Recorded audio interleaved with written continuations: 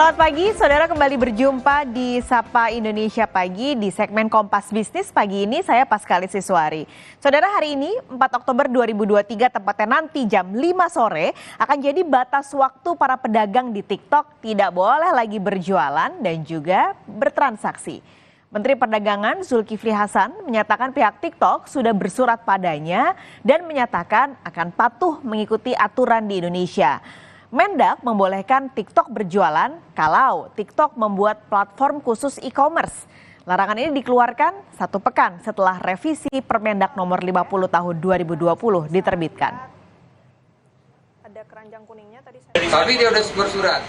Udah bersurat sama saya.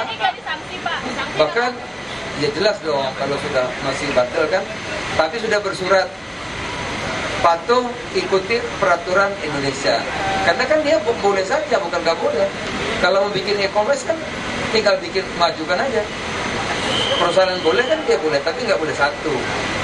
Gitu ya. Pak, mereka nggak ada ngasih. Kan boleh sih, yang nggak boleh bisa jadi satu.